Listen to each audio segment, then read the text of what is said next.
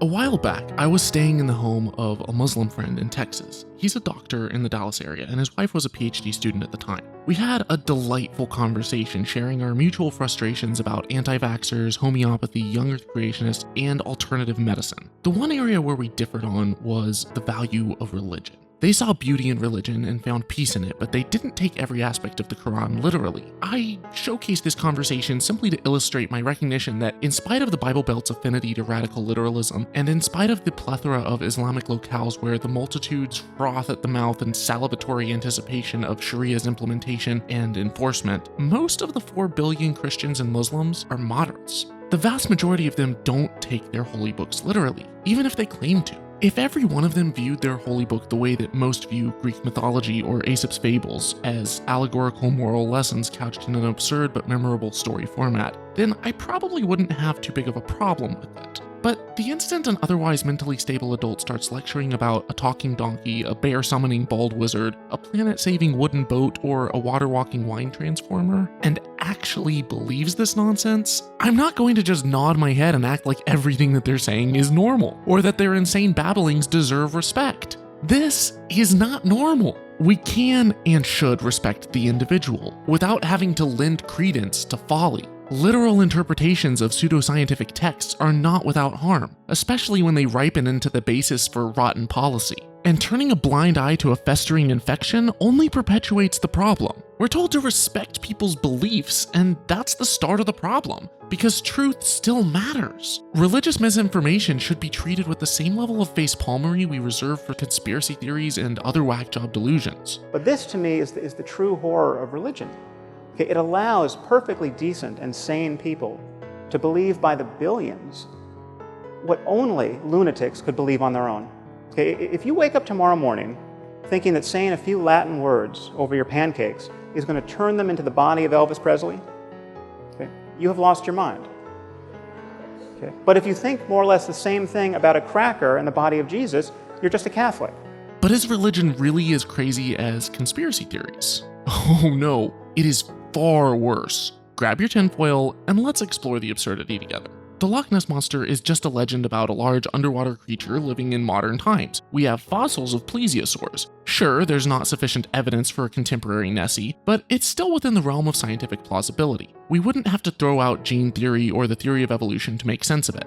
Bigfoot is just a large, usually blurry, bipedal ape with slightly more hair than Sacha Baron Cohen. Nothing here violates the laws of chemistry, however bizarre. Aliens, well, we know there are other habitable planets with similar conditions to Earth. We know there are hundreds of billions of galaxies with an equally mind-numbing multitude of stars and planets. We know life is possible because we're alive, and we know that space travel is possible because we've traveled into space. And everything that we know about abiogenesis and the origin of life screams that we're not the only life in this universe. Watch my series on the story of life for a more in-depth reasoning on that. It's not physically impossible that Elvis could have faked his own death, and if he did, he'd be less than a century old right now. None of these conspiracy theories violate the natural order of things and are far more plausible than the miraculous claims of religion. The virgin birth is a baseless anti-scientific assertion that spits in the face of biology and anatomy. A Jew who shrivels fig trees with incantations violates everything that we know about botany, and a divinely chosen horse-flying Arab tramples Newton's laws of motion and everything we know about gravity. These beliefs are far more ludicrous than the conspiracy theories that we treat with culture-wide disdain. Religion is conspiracy theory with a double dose of poppycock. And yet there's a double standard. We hold conspiracy theories with contempt because they represent belief without evidence, endowing their proponents with an unspoken badge of credulity. But religion too cherishes belief without evidence under the revered moniker faith.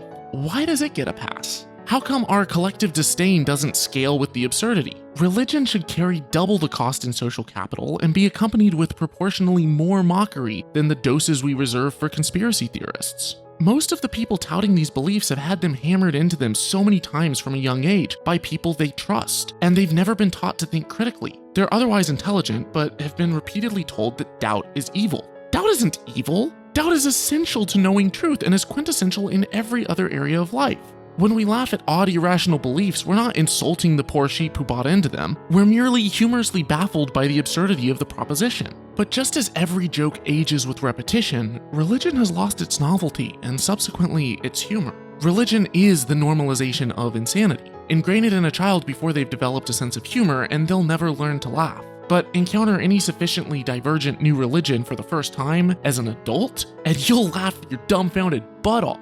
If you're religious and you feel personally offended, I want you to know that when I poke fun at your religion, I'm not mocking you. I'm simply surfacing the humor that I missed as a child, seeing the insanity for the first time. I'm mocking what you've been indoctrinated into believing so that you can see just how ridiculous it is and hopefully reevaluate your position, because you care about the pursuit of truth. So you can open your life up to the wonders of reality. When I was a freshman in college, I believed that the government was hiding aliens at Area 51, and my roommates thoroughly mocked me for it, showing me just how ridiculous the idea was. And in retrospect, I'm grateful that they did. In order to find truth, our beliefs should be constantly re-examined and held to scrutiny. And if any belief is held too sacred to scrutinize, that's exactly when it needs to be satirized. People deserve respect. Beliefs don't. So until you can demonstrably prove that a talking snake convinced a dirt man and a rib woman to eat a knowledge apple and that everything we know about physics, chemistry, and biology is wrong, I'm gonna give you the crazy look and poke fun at your beliefs till the cows come home. And if the rest of planet Earth grew up enough to understand the joke and start laughing in unison,